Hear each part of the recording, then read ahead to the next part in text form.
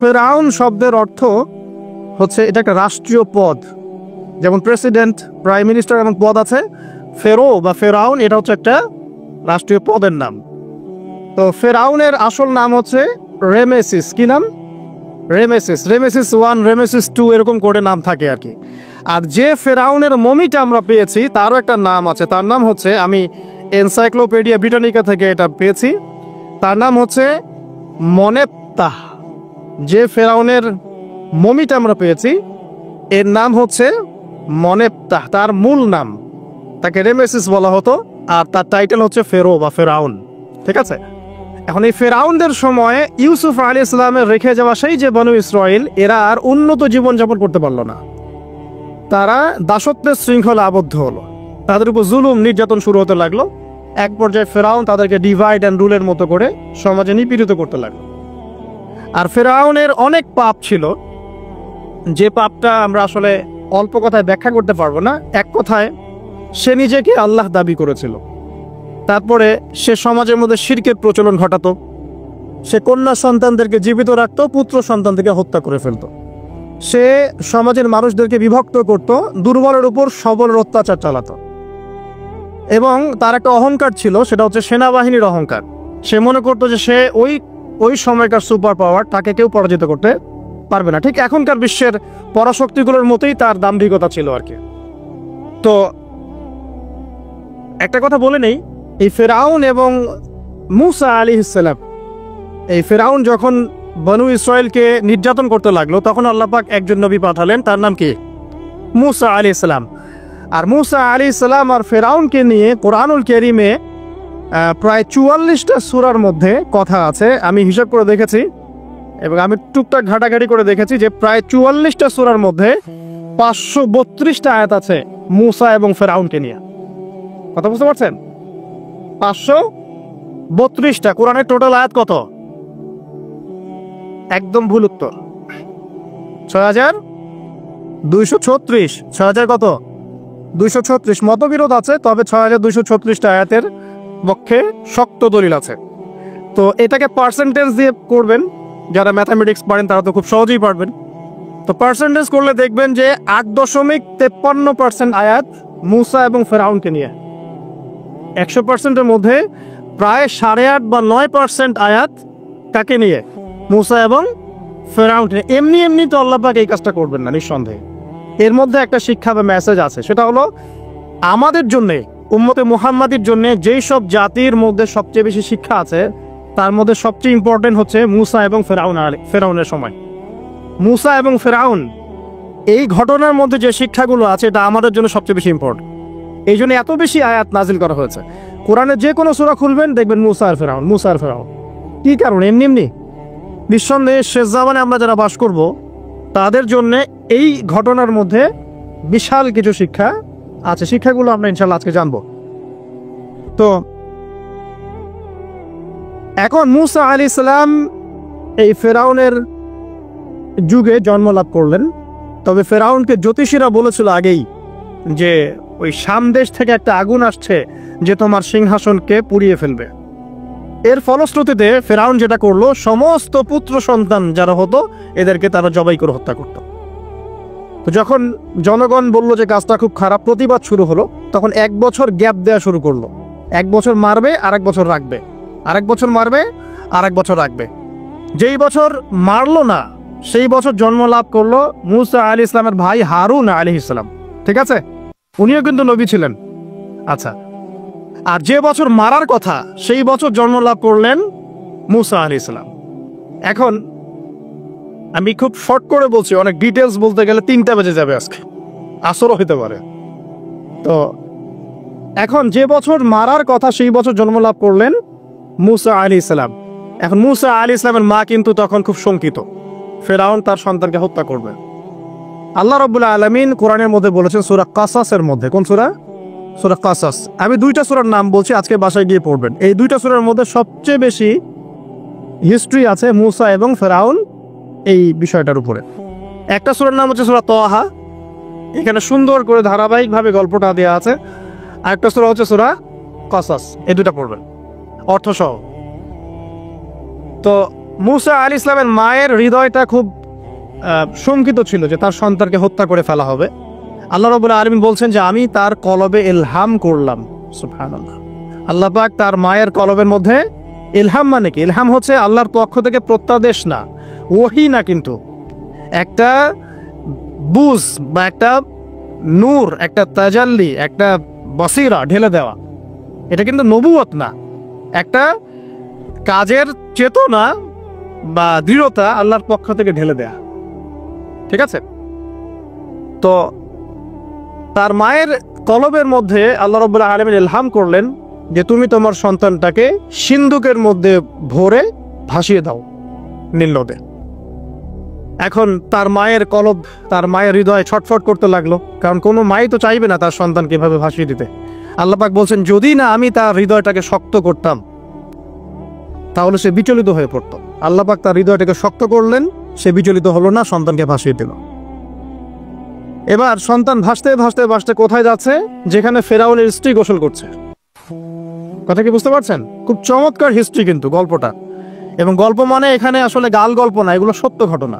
এক একটা বর্ণ তেমন সত্য যেমন সূর্য পূর্ব দিক থেকে ওঠে এবং পশ্চিমে ডোবে, এটা যেমন সত্য, এর এক একটা বর্ণ সত্য, এগুলো কোনো গাল গল্প নয়। এবার ফেরাউনের স্ত্রী আসিয়া সেই সিন্দুক পেয়েছে। মুসা আলাইহিস সালামকে আল্লাহ পাক বলছেন যে আমি মুসা আলাইহিস সালামের চেহারার মধ্যে মোহাব্বত বা ভালোবাসা ঢেলে দিয়েছিলাম। তার চেহারা যেই দেখতো তাকে ভালোবাসত। বুঝছেন? ভালোবাসা ঢেলে দিয়েছেন। এবার ফেরাউনের স্ত্রী আসিয়া, এখানে আসিয়া নন, অন্য একজন স্ত্রী হয়তো, তিনি বলছেন যে ফেরাউনকে বলছে যে একে আমরা আমাদের কাছে রেখে দিই, হয়তোবা সে আমাদের উপকারে আসবে, অথবা তাকে আমরা সন্তান হিসেবে গ্রহণ করতে পারি। লা তাকতুলুহু, তাকে হত্যা করো না। আসা আন ইয়ানফা'না আও নাত্তাখিযাহু ওয়ালাদা, এরকম করে আল্লাহ পাক বলেছেন কোরআনে। তো ফেরাউন তার স্ত্রীর কথা শুনলো এবং তাকে না হত্যা করে রেখে দিল। আর আল্লাহ রাব্বুল আলামিনের কি কৌশল! ওয়া মাকারুল্লাহ, যেই মুসাকে হত্যা করার জন্য বছরের পর বছর হাজার হাজার শিশুকে হত্যা করা হয়েছে, সংখ্যাটা লাখ লাখও হতে পারে, সেই মুসা আলাইহিস সালামকে আল্লাহ পাক ফেরাউনের ঘরেই লালন পালন করতে লাগলেন। চিন্তা করলেন? এবার মুসা আলাইহিস সালাম যখন যুবক হলেন, আমি সংক্ষিপ্ত করছি, যখন যুবক হলেন তখন একদিন দেখলেন যে রাস্তায় দুজন ব্যক্তি ঝগড়া করছে। সূরা কসসের মধ্যে আছে, ফাইটিং, স্ট্রিট ফাইট। তো একজন ব্যক্তি হচ্ছেন বনু ইসরাইলের, আরেকজন হচ্ছে ফেরাউনের সেনাবাহিনীর। এখন মুসা আলাইহিস সালাম কার পক্ষ নেবেন? তিনি বনু ইসরাইলের পক্ষ নিলেন। তিনি গিয়ে তাকে বাঁচানোর চেষ্টা করলেন এবং শুধু একটা ঘুষি দিয়েছেন, ফাওয়াকাযাহু, একটা ঘুষি, ফাকাদা আলাইহি, এবং এই একটা ঘুষিতেই সেই ব্যক্তির ডেথ। এটা কোরআনে আছে, সূরা কসসে। তার মানে কোরআন দলিল দিচ্ছে যে মানুষের বডিতে এমন এমন পার্টস আছে, এমন এমন জায়গা আছে যেখানে একটা ঘুষি মারলেও মানুষ মারা যেতে পারে। কি বুঝলেন? যারা মার্শাল আর্ট শিখেছেন বা শিখছেন তারা এটা আরো ভালো বুঝবেন। মানুষের এই বডিতে এমন অনেকগুলো জায়গা আছে, 7টা বা 8টা বা 10টার মতো, যেখানে একটা ঘুষি দিলেও মানুষ মরতে পারে। তো ভালো কিছু শিখলে, ঠিক আছে? টিকটক প্রজন্ম না হয়ে আর এই মোবাইলে লুডু না খেলে ভালো কিছু শেখেন, ইনশাআল্লাহ কাজে দিবে। আত্মরক্ষা শেখা খারাপ? আচ্ছা, তো তবে দাড়ি টুপি নিয়ে শিখতে চান না, সমস্যায় পড়তে পারেন। তো এখন একটা ঘুষিতে সেই ব্যক্তি মারা গেল। তারপরের দিন আবার দেখা গেল যে ওই ব্যক্তি যাকে তিনি বাঁচিয়েছেন সেই ব্যক্তি আর আরেকজন সেনাবাহিনীর সদস্য আবার মারামারি করছে। এবার মুসা আলাইহিস সালাম বললেন যে তুমি তো একটা বোকা মানুষ। এবার সে আবার চড়াও হতে শুরু করলো মুসা আলাইহিস সালাম, কিন্তু এবার একজন ব্যক্তি এসে তাকে বললেন যে গতকাল তুমি কিন্তু একজনকে হত্যা করেছো এক ঘুষিতে, আজকে আবার তুমি এই কাজ করতে যাচ্ছ, তুমি তো এখানে স্বৈরাচারের মতো আচরণ করছে। মুসা আলাইহিস সালাম তখন আল্লাহর কাছে ক্ষমা চাইলেন, বললেন ইন্নাহু হাযা মিন আমালিশ শাইতান, এটা তো শয়তানের মতো কাজ, শয়তানের কাজ হয়ে গেল। রব্বিক ফিরলি, আল্লাহ আমাকে মাফ করে দিন। ফাগফার আল্লাহ, আল্লাহ পাক বলছেন আমি তাকে মাফ করে দিলাম। তিনি তো ইচ্ছাকৃতভাবে করেন নাই, করেছেন আনইনটেনশনালি, এটা হয়ে গেছে। কিন্তু এখন ফেরাউন মুসা আলাইহিস সালামকে ধাওয়া করতে শুরু করলো, কারণ ফেরাউনের দৃষ্টিতে মুসা আলাইহিস সালাম একটা মার্ডার করেছেন তার দৃষ্টিতে, কিন্তু মুসা আলাইহিস সালাম তো আর এটা করেন নাই, ইচ্ছা করে এটা হয়নি, অ্যাক্সিডেন্টলি হয়ে গেছে। এখন মুসা আলাইহিস সালামকে এক ব্যক্তি এসে বলল, তুমি এখান থেকে তাড়াতাড়ি পালাও, এই মিশরে থাকলে ফেরাউন তোমাকে ধরে এখন শাস্তি দিবে। এখন মুসা আলাইহিস সালাম বাধ্য হয়ে মিশর থেকে চলে যাচ্ছেন কোথায়? মাদিয়ান। কোন জায়গা? মাদিয়ান। এটাও আরবের মধ্যে একটা জায়গা, যেই জায়গার নবী হচ্ছেন শুআইব আলাইহিস সালাম। কি নাম? আচ্ছা, এবার শুআইব আলাইহিস সালামের সেই কওমে মুসা আলাইহিস সালাম গেলেন, না খাবার আছে, না পানি, না কাপড়, কিছুই নাই, একদম রিক্ত হস্ত। সেখানে গিয়ে তিনি দেখলেন যে এমনই একটা জলাশয়, হয়তোবা আল্লাহ ভালো জানেন, সেই জলাশয়ের কাছে কিছু মানুষ পানি পান করাচ্ছে গবাদি পশুদেরকে।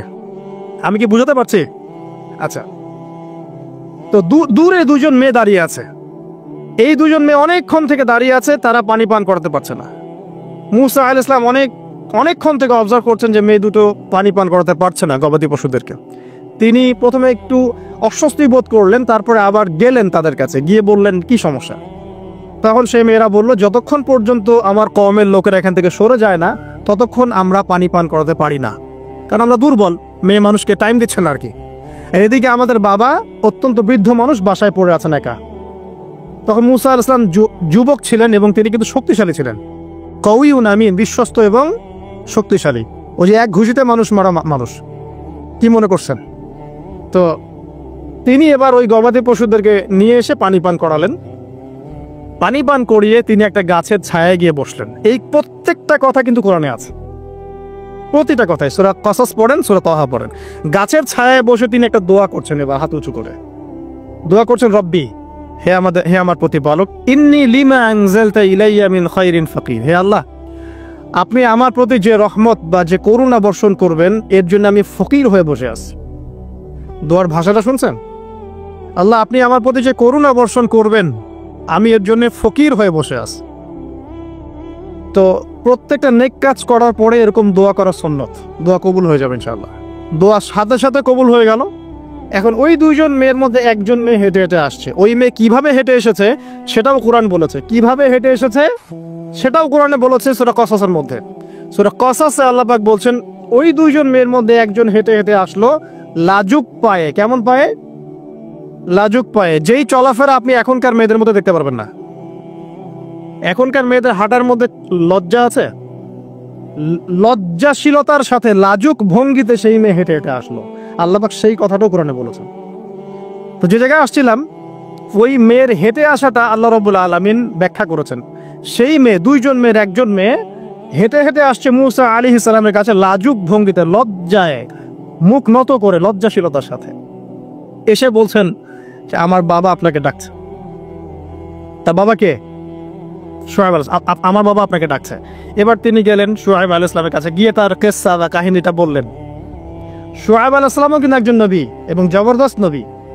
বলে রাখি, শুআয়ব আলাইহিস সালামের কওম সর্বপ্রথম সেই কওম ধ্বংস করা হয়েছিল। সর্বপ্রথম পৃথিবীতে ভূমিকম্প দিয়ে যে কওমকে ধ্বংস করে দেওয়া হয়েছে সেটা হচ্ছে শুআয়ব আলাইহিস সালামের কওম। আর তিনটা বড় বড় ভূমিকম্প আমাদের সামনে অপেক্ষাও করছে শেষ জামানায়। তিনটা হবেই, একটা পৃথিবীর পশ্চিম দিকে, একটা পৃথিবীর পূর্ব দিকে। আর পূর্ব দিক বলতে কিন্তু আমাদের দিক, Indonesia, Malaysia, Bangladesh, Pakistan, Sri Lanka, India, এই পুরো জায়গা হচ্ছে পূর্ব দিক। আর পশ্চিমা সভ্যতা তো বোঝেন, পশ্চিম কোন দিকে। আর একটা হবে পৃথিবীর মাঝখানে। মাঝখান কোনটা? এই যে জাজিরাতুল আরব, এখানে একটা হবে। এটা হবেই, কোনো বিজ্ঞানী ঠেকাতে পারবে না। তো শুআয়ব আলাইহিস সালামের কওম সেই কওম যাকে ভূমিকম্প দিয়ে ধ্বংস করা হয়েছিল।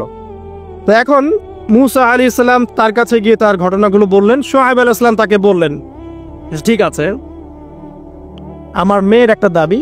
আমার মেয়ে বলেছে যে তুমি হচ্ছ বিশ্বস্ত এবং শক্তিশালী, তোমাকে যেন আমি আমার কাজে নিয়োগ করি।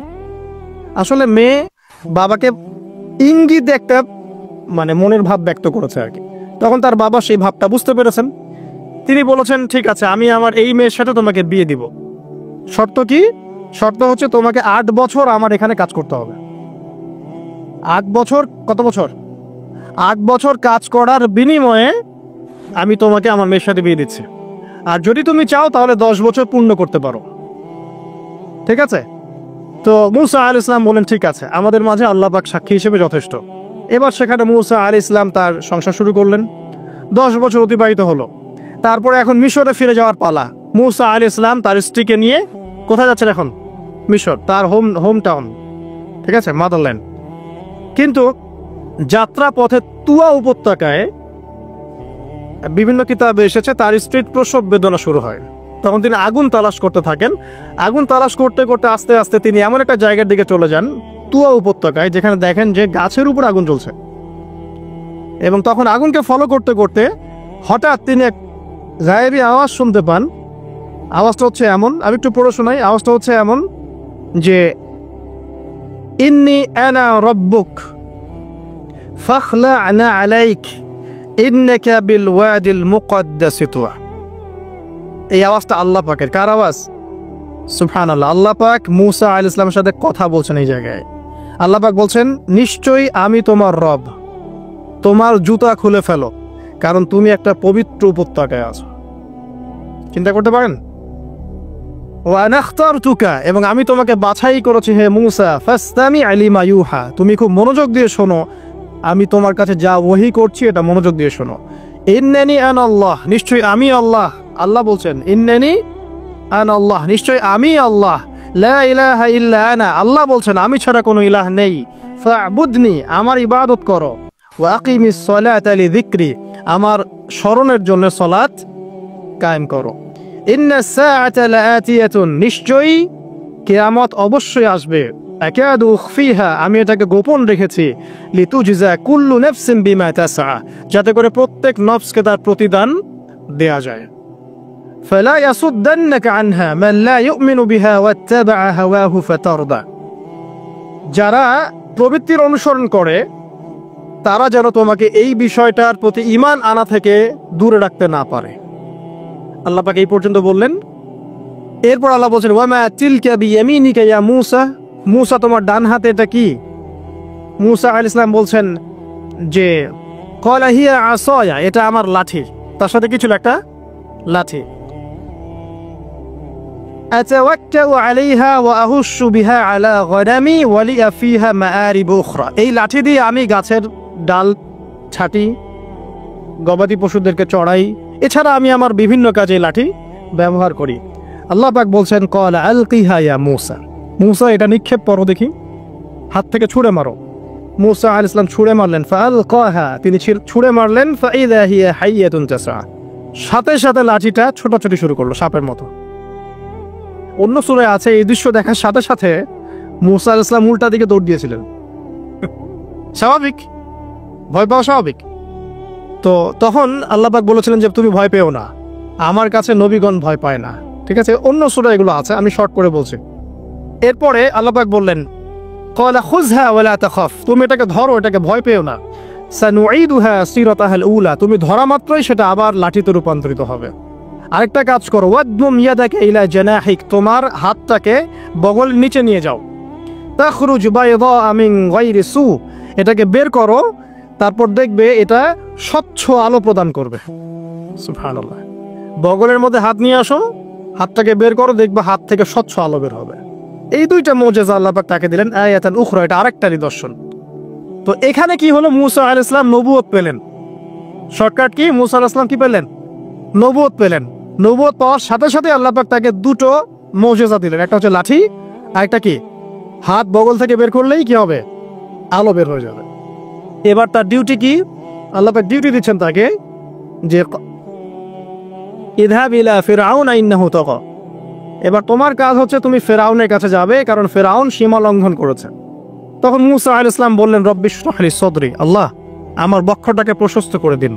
মানে আমার তো সেখানে যাওয়ার সাহস হচ্ছে না, আমি তো সেখানে ওদের দৃষ্টিতে একজন খুনের আসামি, ওদের দৃষ্টিতে ওরা তো আমাকে পেলে হত্যা করে ফেলবে। আল্লাহ পাক বলছেন, কেল্লা, কখনো না, তারা তোমাকে হত্যা করতে পারবে না। তখন তিনি দোয়া করছেন, আল্লাহ আমার হৃদয়টাকে প্রশস্ত করে দিন, ওয়া ইয়াসসির লি আমরি, আমার কাজকে সহজ করে দিন। ওয়াহলুল উকদাতাম মিন লিসানি, আমার লিসান, আমার জিহ্বায় জড়তা আছে আল্লাহ, এটাকে দূর করে দিন। ইয়াফকাহু কওলি, যাতে মানুষ আমার কথা বুঝতে পারে। এই দোয়া করলেন, কবুল হয়ে গেল। এবং আরো দোয়া করলেন যে ওয়াজআলি ওয়াজিরাম মিন আহলি, আমার পরিবারের মধ্য থেকে একজন ওজির দেন। ওজির মানে সহায়ক, যেটা হচ্ছেন হারুন আলাইহিস সালাম, যাতে করে আমরা কি করতে পারি? বেশি বেশি আপনার জিকির করতে পারি এবং আমাদের কাজ সহজ হয়। আল্লাহ রাব্বুল আলামিন তার ভাই হারুন আলাইহিস সালামকেও নবুয়ত দান করলেন। দুজন মিলে এখন আল্লাহ পাক বলছেন ইযহাবা ইলা ফিরআউন, তোমরা দুজন ফিরআউনের কাছে যাও, ইন্নাহু তাগা, সে সীমা লঙ্ঘন করেছে, তবে ফাকুলা লাহু কাওলান লাইয়িনা, তার সাথে নরম সুরে কথা বলো, লাআল্লাহু ইয়াতাযাক্কারু আও ইয়াখশা, হয়তোবা সে উপদেশ গ্রহণ করবে অথবা আল্লাহকে ভয় করতে পারে। তো ডিউটি দেয়া হলো যে তোমাদের কাজ এখন এটা, এবং তোমাদের ভয় পাওয়ার কোনো কারণ নাই, সে তোমাদের কোনো ক্ষতি করতে পারবে না। তার কাছে যাও, মুজিজা দেখাও, আল্লাহর দিকে দাওয়াত দাও, লা ইলাহা ইল্লাল্লাহ। যদি সে দাওয়াত কবুল করে আলহামদুলিল্লাহ, যদি না করে তাহলে আমি আল্লাহ তার জন্য যথেষ্ট। এবার শর্ট করে নিয়ে আসি, মুসা আলাইহিস সালাম সেখানে গেলেন, যাওয়ার পরে ফিরআউনকে দাওয়াত দিলেন। তো ফিরআউন বলছে ক্বালা ওয়া মা রাব্বুকুম ইয়া মুসা, কোন রবের কথা বলছো? আমি তো মা আলিমতু মিন ইলাহিন গায়রি, আমি তো জানি না, আমি ছাড়া তোমাদের কোনো ইলাহ আছে আমি তো এটা জানি না। এটা কার কথা? ফিরআউন বলছে যে মা আলিমতু মিন ইলাহিন গায়রি, আমি ছাড়া অন্য কোনো ইলাহ তোমাদের আছে, মা আলিমতু ইলাহুকুম গায়রি, আমি ছাড়া তোমাদের কোনো রব আছে এটা তো আমি জানি না। অন্য আয়াতে সে বলেছিল যে আনা রাব্বুকুমুল আ'লা, আমি তোমাদের মহান রব। ঠিক আছে? তো মুসা আলাইহিস সালাম ব্যাখ্যা করলেন, আমি সেই রবের কথা বলছি যে রব আসমান সৃষ্টি করেছেন, জমিন সৃষ্টি করেছেন, যেভাবে তাওহীদের দাওয়াত দিতে হয় সব দিলেন। এরপরেও ফিরআউন সেটা গ্রহণ করলো না। তখন মুসা আলাইহিস সালাম বললেন, যদি আমি তোমাকে কোনো বড় নিদর্শন দেখাই তারপরেও কি বিশ্বাস করবে না? তখন ফিরআউন বলল যে দেখাও দেখি। তখন তিনি লাঠি ছুঁড়ে মারলেন, সাপ হয়ে গেল। এই দৃশ্য থেকে ফিরআউনের পরিবারের সবাই ভয় পেয়েছিল, কিন্তু পলিটিক্যাল স্বার্থে ফিরআউন বলেছিল যে সে একজন বড় জাদুকর, জনগণকে তো বোঝাতে হবে কিছু, নিজে ভয় পেলেও জনগণকে তো কিছু বোঝাতে হবে। সে জনগণকে বলছে আসলে সে একজন বড় জাদুকর, সে চাচ্ছে তোমাদের ন্যাশনের মধ্যে ফাটল সৃষ্টি করতে। তো এখন কি করা যাবে? পরামর্শ করা হলো, তার কাছের কিছু মানুষ থাকে না, তার মন্ত্রী পরিষদ যারা শয়তানিতে পিএইচডি করেছিল আর কি, তার ওকে পরামর্শ দিল যে একটা কাজ করা যাক, একটা বড় ময়দানে যাওয়া যাক, সেখানে আমরা বড় বড় জাদুকরদেরকে ডাকবো, এখানে একটা জাদুর ব্যাটল হবে, মোনাজারা হবে জাদুর। সব বড় বড় জাদুকরকে ডাকা হলো মিশরের, এবং বলে রাখি যে জাদুবিদ্যা কিন্তু সত্য, সুলাইমান আলাইহিস সালামের সময় থেকে এটা চলে আসছে। হারুত এবং মারুত ফেরেশতাকে কিন্তু এর মধ্য দিয়ে পরীক্ষা করা হয়েছে মানব জাতিকে। যাই হোক, তো জাদু থেকে বাঁচার জন্য কোরআন এবং সুন্নাহর যে দোয়া কালামগুলো আছে এগুলো নিয়মিত পড়বেন ইনশাআল্লাহ। আল্লাহ পাক আমাদেরকে হেফাজত করুন, আমিন। তো আমি শর্ট করছি। তো এবার জাদুকররা একদিকে, মুসা আলাইহিস সালাম একদিকে। তো মুসা আলাইহিস সালামকে তারা বলছে তুমি আগে ছুঁড়ে মারবেন, আমরা ছুঁড়ে মারবো। মুসা আলাইহিস সালাম বলছে বেলাল তোমরা ছুঁড়ে মারো। তখন তারা যখন তাদের লাঠিগুলো ছুঁড়ে মারলো, এগুলো সাপ হয়ে গেল। এটা একটি চোখের ভেলকিবাজি ছিল। আল্লাহ পাক এই জাদুটাকে বলেছেন কোরআনে সিহরুন আযীম, বড় একটা জাদু করেছিল তারা, মানে তারা জাদুবিদ্যায় খুব পারদর্শী ছিল। এখন যেমন সায়েন্সের যুগ, তখন কিন্তু জাদুবিদ্যার যুগ ছিল। ঠিক আছে? তো মুসা আলাইহিস সালাম তারপর কিছুটা ভয় পেয়ে গেলেন। আল্লাহ পাক বলেন তুমি ভয় পেও না, বরং তোমার লাঠি ছুঁড়ে মারো, ইন্নাকা আনতাল আ'লা, তুমি বিজয়ী হবে ইনশাআল্লাহ তাআলা। এরপর মুসা আলাইহিস সালাম লাঠি ছুঁড়ে মারার সাথে সাথেই তার লাঠিটা যে সাপে রূপান্তরিত হলো, এই সাপটা বাকি সব সাপকে খেয়ে ফেললো। এই দৃশ্য দেখার সাথে সাথেই ওই জাদুকর যারা ছিল, সবচেয়ে বড় বড় জাদুকর, একটা সমাজে সবচেয়ে বড় বড় জাদুকর, সাথে সাথে মুসলিম হয়ে গেল। বললো যে ক্বাল আমান্না বিরব্বি হারুন ওয়া মুসা, আমরা মুসা এবং হারুনের রবের প্রতি ঈমান নিয়ে আসলাম। তখন ফিরআউন বলল যে ও আচ্ছা, তাহলে ইন্নাহু কাবীরুকুম আল্লামাকুমুস সিহর, তাহলে মুসাই হচ্ছে তোমাদের লিডার, যে তোমাদেরকে জাদু শিখিয়েছে। তাহলে পলিটিক্যাল লোকজনের কথাগুলো এরকমই হয়, সত্য কখনো স্বীকার করতে যাবে না। তো যে তাহলে মুসাই মনে হয় তোমাদের চেয়ে বড় জাদুকর, তাহলে তোমাদের শাস্তি দিব এবার আমরা। কি শাস্তি? ওই যে শুলদণ্ড দিয়ে ডান দিকের হাত বাম দিকের পা কেটে ফেললো। চিন্তা করতে পারেন, একদিকের হাত একদিকের পা কেটে শুলদণ্ড দিয়ে ঝুলিয়ে রাখলো। তখন এই জাদুকররা আমার একটা কথা বলেছে, যেটা পড়লে আমাদের চোখ দিয়ে পানি পড়ে যায়। এই জাদুকররা বলেছিল যে তোমার যা ইচ্ছা তুমি তা করো, ফাকদি মা আনতা ক, তোমার যা মনে চায় তাই করো। কথাটা শুনছেন? ফাকদি মা আনতা ক, তোমার যা মনে চায় তাই করো, কিন্তু আমরা ইন্না আমান্না বিরব্বি হারুন ওয়া মুসা, আমরা মুসা এবং হারুনের রবের প্রতি ঈমান এনেছি। আশা করা যায় যে আমরা এই ঈমান আনার ফলে সারা জীবন জাদুবিদ্যা চর্চা করে যে পাপ করেছি, আল্লাহ পাক সব পাপ মাফ করে দিবেন ইনশাআল্লাহ। দেখেন, একটা সেজদা না করেও তারা জান্নাতে চলে গেল। দেখলেন, তারা কিন্তু নামাজ পড়তে পারে নাই, সুযোগ হয়নি। রোজা রাখতে পারে নাই, জাকাত দিতে পারে নাই, শুধু খালেস ঈমান যে না আল্লাহকে চিনেছি, আল্লাহ ছাড়া কোনো ইলাহ নাই, আল্লাহ ছাড়া কাউকে পরোয়া করি না, আল্লাহই সবকিছু। তারপরে তাদেরকে ফাঁসি দেওয়া হলো, হাত পা কেটে ফেলা হলো, জান্নাত। এই ঘটনাটা পড়বে তহার মধ্যে আছে। যাই হোক, এখন এভাবে যখন মূসা আলাইহিস সালামকে পরাজিত করতে পারলো না, মূসা আলাইহিস সালাম তাদেরকে সময় দিলেন, তওবা করে ফিরে আসো, আল্লাহ পাক মাফ করে দিবেন।